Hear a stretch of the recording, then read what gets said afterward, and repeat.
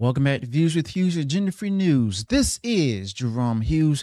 Now let's go ahead and get right into it. So, as a Star Wars fan, I can't help but feel a bit disheartened by the way Leslye Headland is handling the whole Acolyte thing. And it seems like Leslye Headland is taking us on a ride that's veering too far from the core elements that made Star Wars an iconic saga. Now, we've always cherished the deep mythological roots, the epic hero's journey, and the timeless battle between good and evil. But Leslye Headland's direction feels like it's focusing more on the darker side of the Force and these new characters that aren't even tied to the Skywalker legacy. It's almost like Leslye Headland is trying to reshape Star Wars into something that is not meant to be. Okay. And then there's the issue with how Leslye Headland is developing the characters and the plot. And we're seeing new faces and storylines that just don't actually gel along the lines of Star Wars universe and we know and love. And it feels like Leslye Headland is sidelining the established characters we've invested for these new ones who lack the same depth and connection. It's actually frustrating because it just doesn't feel like Star Wars anymore. Now, I'll be honest, I'm all for diversity, but it needs to feel authentic. And lately, under Leslye Headland's watch, it seems like they're forcing it into the way that feels more like box ticking than genuine storytelling, basically what Kathleen Kennedy wants. And we want characters that blend seamlessly into the narrative, not the ones we feel being shoehorned into to meet the next quota. And what's with the pacing and the tone? Now, Star Wars should have had the perfect balance of action, drama, and a bit of humor, but the Acolyte under Leslye Headland's direction is too slow and somber. It's like watching an entirely different show, and we have certain expectations when we tune into Star Wars, and this just isn't it.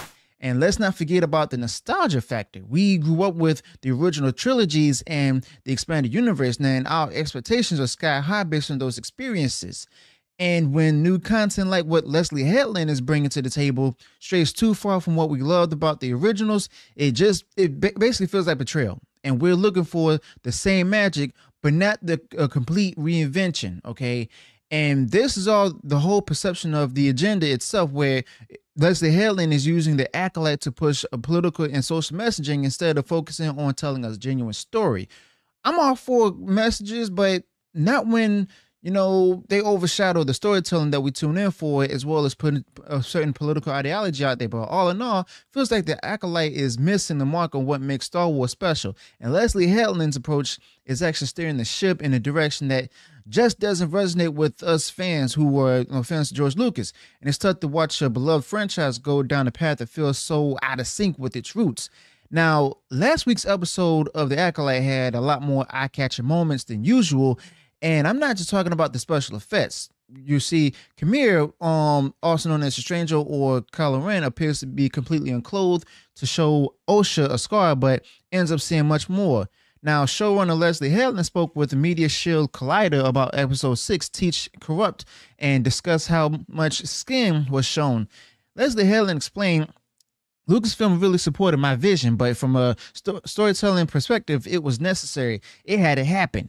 And Leslye Headland also continued in saying that in the previous episode, Manny Jacinto as Khmer, I'm not sure if I'm saying his name right, but oh well, did a neck snap move like Steven Seagal. How do you show us humanity after something like that? The only way to do it is to show him in a very vulnerable situation, and it has to be visual. There's nothing more vulnerable than someone holding a lightsaber over someone who is completely exposed. He was so ruthless before that. He had to stand in front of her and say, "You can kill me. Essentially, I'm at your mercy."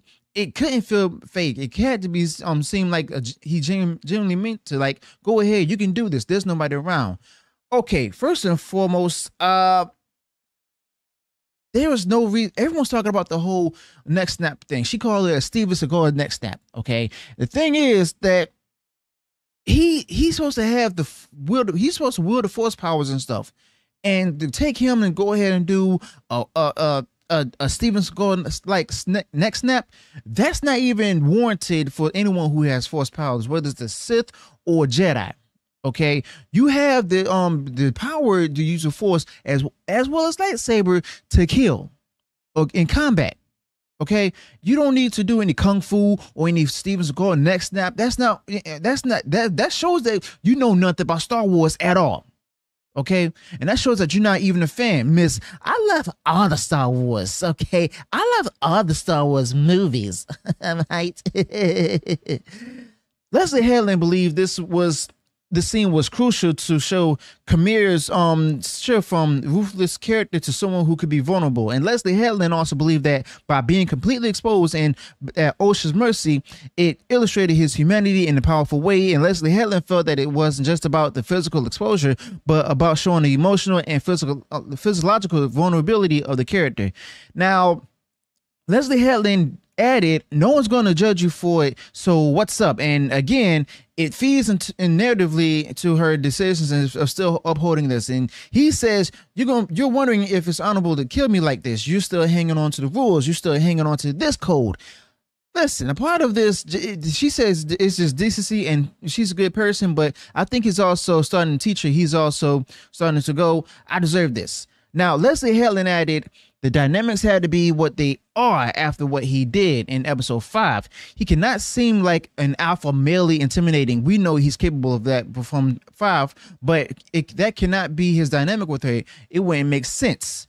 Leslye Headland continued, we have to see this other side of him, and we have to see specifically by the way he is with her. Never let May see his face, and he let her, Osha, see him naked. You know what I mean? The character design is very intentional. But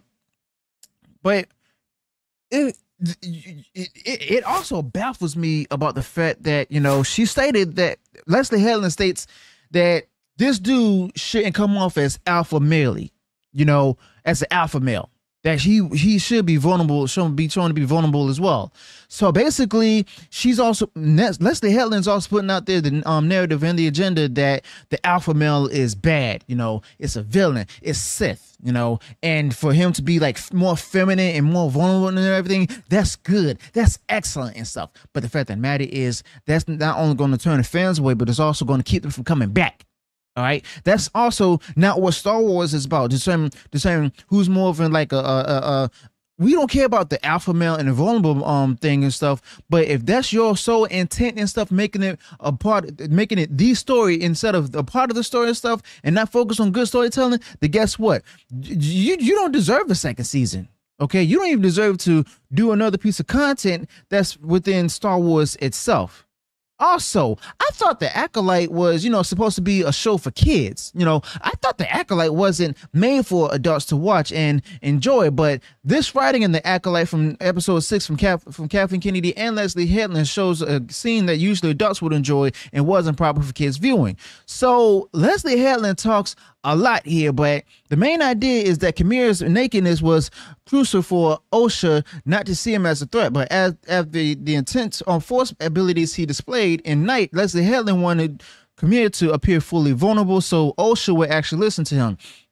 Now I get that, but the way it's presented feels strange. You know, the nudity seems sexualized in a way that wouldn't be done with a female character. Imagine a male hero watching a female villain undress, drift into a pool, and take a bath. Now, as a powerful Sith character, Kamira knows she's there and wants to be seen, but there's also weird and creepy, and the camera lingers too long on Kamira's legs, chest, and arms. This focus feels unnecessary and inappropriate for a Star Wars show.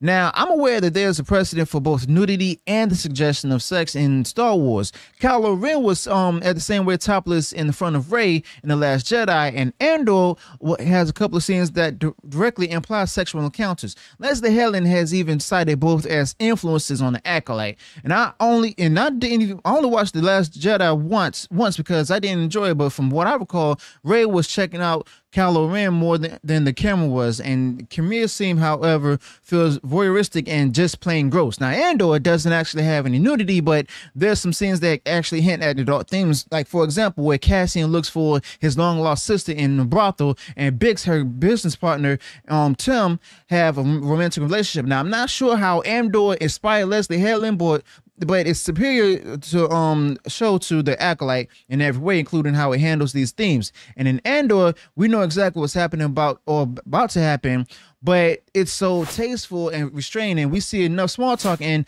undressing between Biggs and Tim to get to the point without being explicit.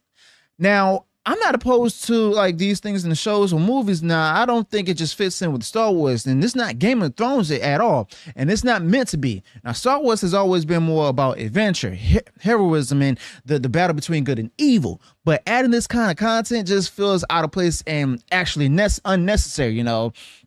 Now, I'm not going to waste my time in analyzing these episodes and trying to break down each part of saying things like, well, if they did this better and if they changed it like that and everything, it might actually work. Now, the reality is none of it's going to work. You just can't make any of it work because the people involved making these new Star Wars episodes don't even care about Star Wars. And I mean, that's just real. They don't have any love for it. They don't like Star Wars. They hate the Star Wars fans, and they certainly don't appreciate or respect what George Lucas created.